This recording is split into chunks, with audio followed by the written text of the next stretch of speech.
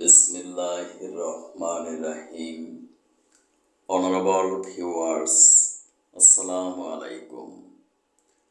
বিশ্বের যে যে প্রান্ত থেকে আমার ই ক্লিনিক লাইভ প্রোগ্রাম অনুষ্ঠানটি দেখছেন, ডিজিটাল বায়োকেমিক মেডিকেল সায়েন্স হসপিটালের পক্ষ থেকে ডক্টরস টক টিভি 100K চ্যানেলের সকল দর্শক শ্রোতাদেরকে জানাচ্ছি আন্তরিক অভিনন্দন।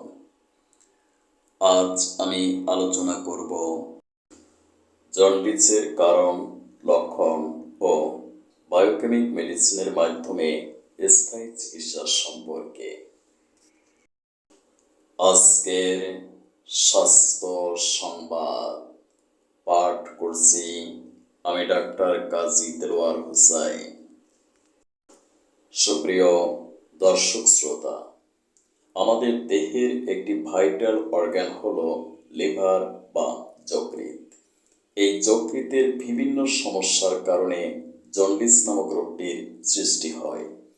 এই রোগটি কামলা বা নেবা নামেও পরিচিত।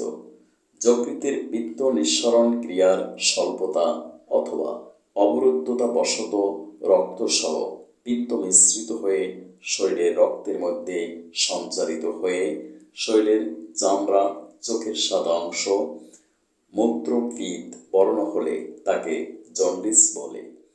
জন্ডিস নিচে কোনো অসুখ নয়, যকৃতের নানা রকমের অসুখের পীড়ার এটি প্রধান লক্ষণ।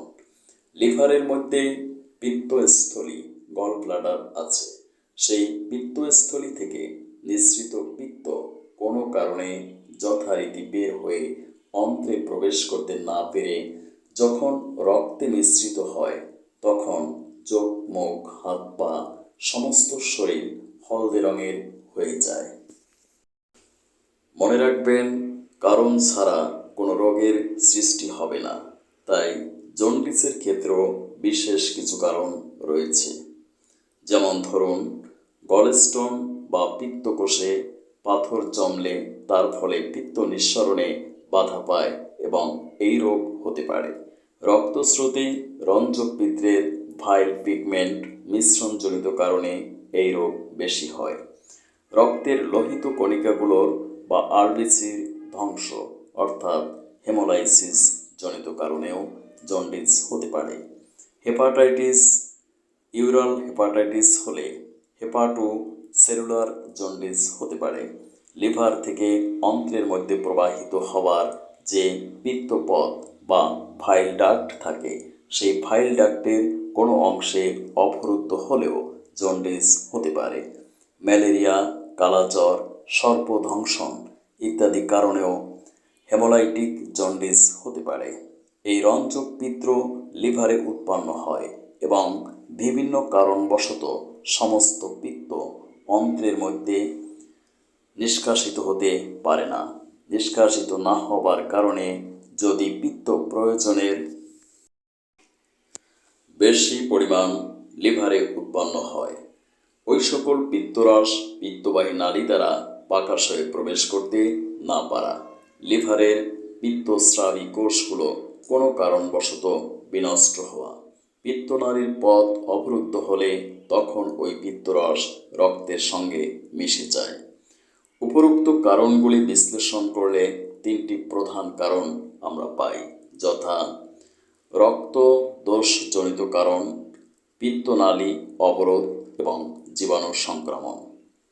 রক্ত দোষজনিত কারণ হেমোলাইটিক, যখন কোনো কারণে রক্তের লোহিত কণিকাগুলো আরবিসি বিনষ্ট হয়ে অতিরিক্ত রঞ্জক পিত্তের বিলিরুবিন পিগমেন্ট সৃষ্টি করে, তখন অতিরিক্ত রঞ্জক পিত্ত স্রোতের সঙ্গে মিশ্রিত হয়ে জন্ডিস হয়।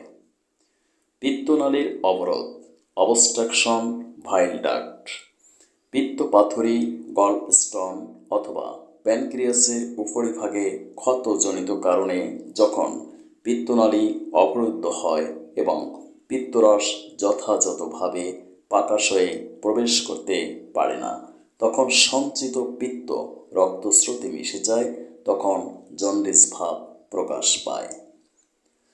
জীবাণু সংক্রমণ ভাইরাস ইনফেকশন, নানান কারণে এবং জীবাণু সংক্রমণে যকৃতের কোষগুলো ধ্বংস হতে পারে এবং রঞ্জক পিত্ত সৃষ্টির ক্ষেত্রে নানাবিধ গোলযোগের সৃষ্টি হয়ে পরিণামে পিত্ত রক্তস্রোতে মিশে গিয়ে জন্ডিস নামক রোগটি হতে পারে। এছাড়া পিত্তনালী সরু হলেও জন্ডিস হতে পারে।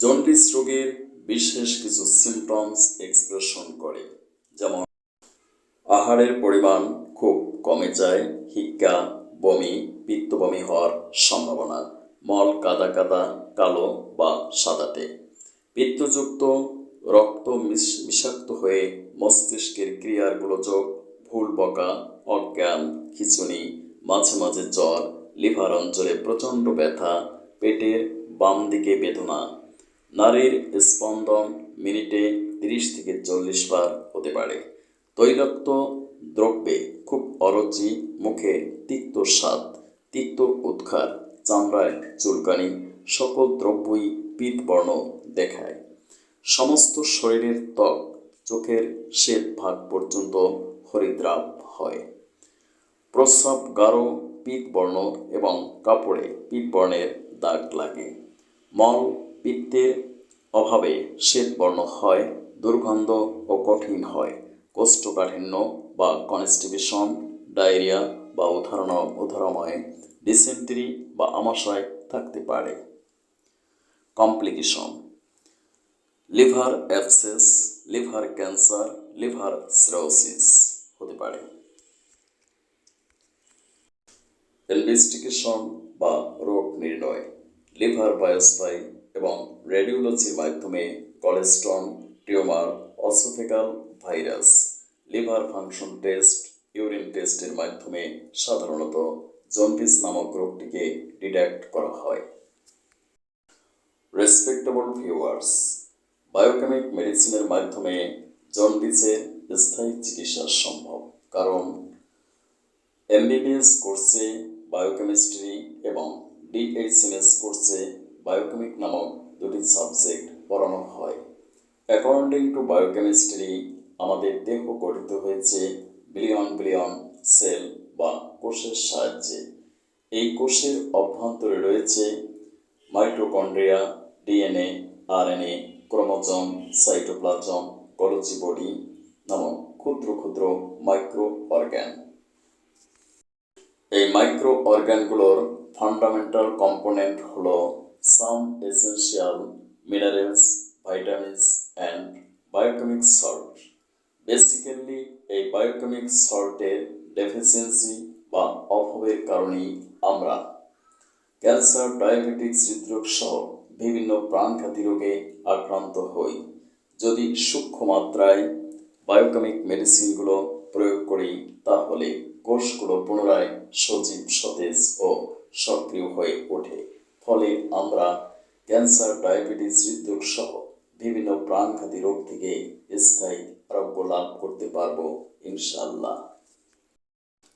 স্থায়ী চিকিৎসার জন্য যোগাযোগ করুন আমার প্রতিষ্ঠিত প্রতিষ্ঠান digital biochemic medical science hospital অথবা আমার chamber Lalbagh diagnostic centre, 195/1/1 JN Shah road, Amligola, Lalbagh, Dhaka. অনুগ্রহ করে সাক্ষাতের 10 দিন পূর্বে সিরিয়াল দিন। সিরিয়াল ছাড়া কোনো রোগী দেখা হয় না। সিরিয়ালের জন্য যোগাযোগ করুন 01712937056।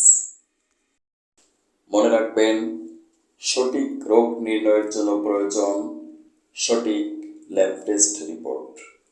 তাই যদি আপনার ল্যাব টেস্ট রিপোর্ট থাকে, তাহলে সাক্ষাতের সময় অবশ্যই তা সঙ্গে নিয়ে আসবেন। Thank you for watching my video.